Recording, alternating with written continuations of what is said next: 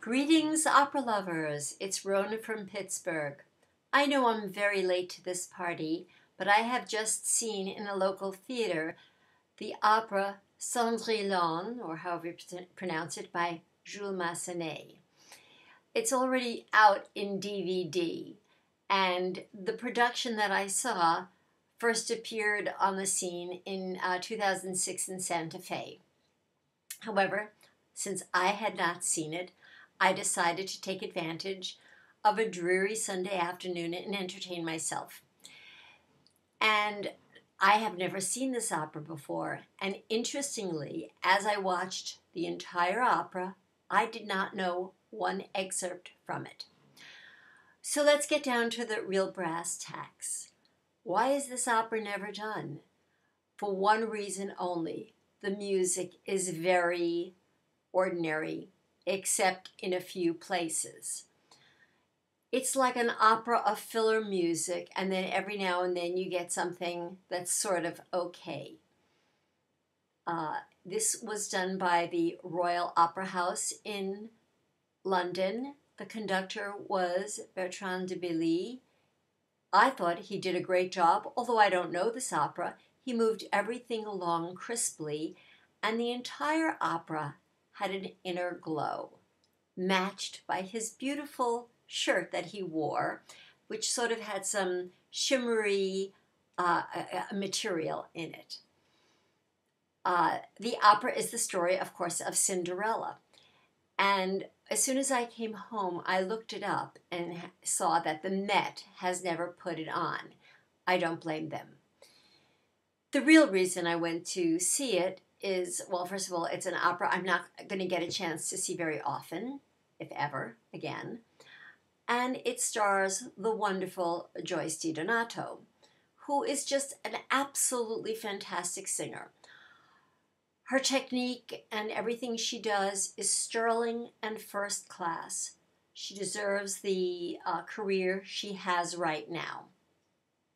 She's in a great spot. She's young, she's talented, she's professional, she has a long career ahead of her. Everybody loves her. Directors love her, audiences love her, all for the right reasons. And she took on the lead role of Cinderella. Of course, she is a very light mezzo. She has some beautiful moments where she has to pull out high notes, as I did not have a score in front of me. I have no idea what they were, but they were high. And she was able to make them sound completely attached to the rest of her vocal line, and with great beauty and grace. Opposite her was her Prince Charming, played by Alice Coote, another mezzo. Now there is a luscious voice. People's voices are what they are. You get the voice you're born with, and then you work at it. You can acquire a technique. But the sound that you have after you've attained the highest level of technique will be your own. And there was quite a difference between Miss DiDonato and Miss Coote, both mezzos, both basically lighter mezzos. I don't think either one of them are going to be cast as Amneris anytime soon, but what do I know? Miss Coote, who looked wonderful as Prince Charming, really pulled off the role in every way, has a little more of a ravishing sound. It has just more expressivity, especially in the top. It just fills out in a way that I really enjoy. Miss DiDonato, who has had such a great career doing all these Bellini, Rossini, Donizetti things, she didn't have a chance to show off her runny technique at all. So part of what has made her so famous and in demand was not on evidence in this opera. The third woman who played the fairy godmother, here called La Fée, was played by Église Gutierrez, a soprano whose career I have followed since she first came on the scene. When I first heard her, I thought, ay, ay, ay, what a voice. And I still think she has a tremendous voice. But now I'm not so much of a fan of the way she produces those fabulous high notes, which she has. She sort of compresses her voice, and it's not like one of those bell-like high tones, very pushed up. But she was totally fantastic in her portrayal. Another woman, another mezzo, was the Polish soprano Eva. I'm just going to say Podlas. I don't know how you say it in Polish, although I'm of Polish descent myself. I've heard her do a lot of heavier roles. This is not one of them. But she was just superb in this comic role of the evil stepmother.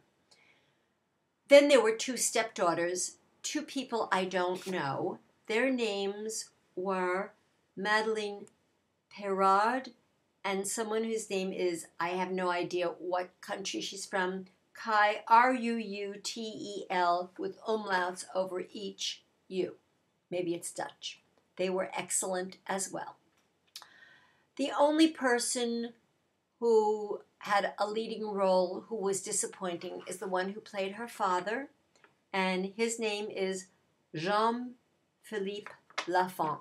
He had an enormous wobble. However, later on, when he had a duet with his daughter, he sang very nicely. The music of the opera is so just ordinary, except when there are duets or trios, and then it comes to life. Before the opera began, Miss Di Donato gave a little summary of the plot. Of course, it's Cinderella.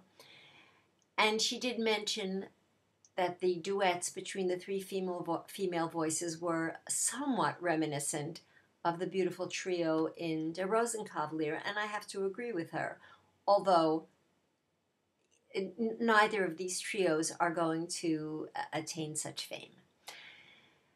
The set design was delightful and perfect for the opera. It was a one set, and it looked like a book.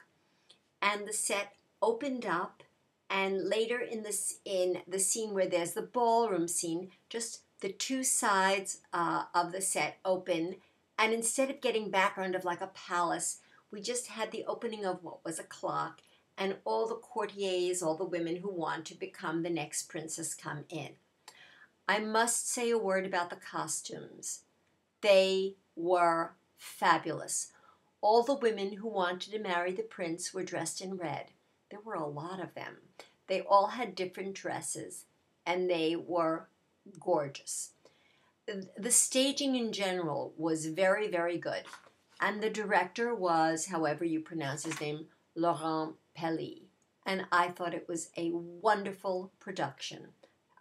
He elicited from the actors great characterizations. I don't know if he was personally there to direct them or whether these were just his general directions, but whichever way it happened, it turned out great. All in all, I enjoyed it tremendously, but it's not an opera I'm going to want to see again, and I know why it is not a staple. One final word. At the end of the opera, all the cast comes out for their bows, and they all came out in character, in really over-the-top character. And it was a wonderful end to the opera. I forgot to mention Miss Di Donato's gown that she wore when she is Cinderella, dressed for the ball. I think most women would love to have a dress like this to get married in or whatever. It was just so beautiful, and she is so lovely. So kudos to the costume designers, the director, the singing, a very satisfying opera experience. I noticed on the little piece of paper I was given, oops, I don't have it, I was going to show it to you. Coming up is Lohengrin from La Scala. I can't wait. Good night.